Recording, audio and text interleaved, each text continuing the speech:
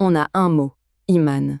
Le plus souvent, on le traduit par croyance. Mais et si son sens premier n'était pas de croire, mais d'agir, de sécuriser? C'est justement la question qu'on va explorer ensemble. Alors, tout part de ce verset tiré de la sourate Al-Baqarah. Écoutez bien.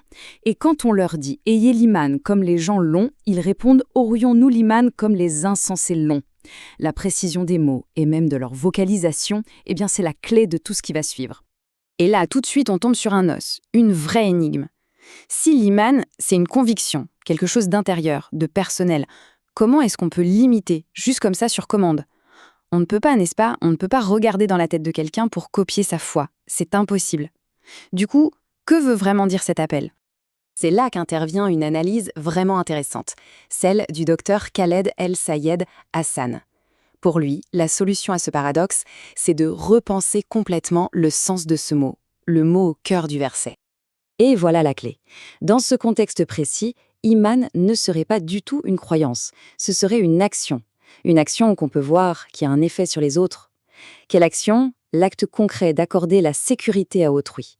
Et une action, eh bien, ça se voit. Et si ça se voit, ça peut s'imiter. Bon, l'idée est forte, c'est clair. Mais concrètement, dans la vie de tous les jours, ça ressemble à quoi, cet iman visible? Comment est-ce qu'on fait pour donner la sécurité? Imaginez un marché plein de monde ou un restaurant animé. Les gens discutent, achètent, vendent, ils coexistent, tranquillement. Pourquoi ça marche?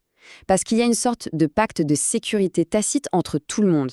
Eh bien, c'est ça, l'IMA des gens. C'est cet état de sécurité sociale qu'on peut voir, qu'on peut toucher du doigt, et c'est quelque chose qu'on peut observer et donc décider de rejoindre. Et ce qui est fascinant, c'est que cette perception de la sécurité, elle ne se limite pas aux humains.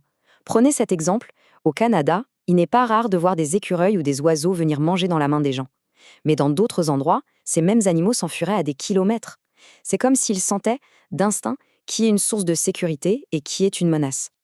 Être une source de sécurité, c'est donc une qualité qui se perçoit, qui est presque palpable. Les animaux, eux, n'ont pas le filtre du langage. Ils le sentent directement. Ils savent d'instinct qui est mumine pour eux, c'est-à-dire littéralement celui qui leur garantit la sécurité. Ok, maintenant qu'on a cette idée en tête, revenons à notre verset de départ. Parce qu'avec cette nouvelle grille de lecture, son sens change, du tout au tout. Ce fameux appel, ayez l'iman comme les gens l'ont, ce n'est donc plus une demande de copier une croyance abstraite, pas du tout. Ça devient un ordre, un commandement social et très concret. Garantissez la sécurité comme les gens se la garantissent les uns les autres. C'est un appel à prendre part, activement, à la construction d'une société où l'on se sent en sécurité. Donc, pour résumer tout ça, l'idée forte, c'est de voir l'iman d'abord comme une action. Le fait d'offrir la sécurité, un acte visible qu'on peut observer et donc reproduire. L'appel du verset devient alors une véritable directive sociale, bâtir une communauté sur la confiance et la sécurité. Et cette perspective, on la doit à l'analyse du docteur Khaled El-Sayed Hassan. Ce qui est intéressant avec cette interprétation, c'est qu'elle déplace complètement le débat. On passe de la théologie pure à quelque chose de très social, de très quotidien.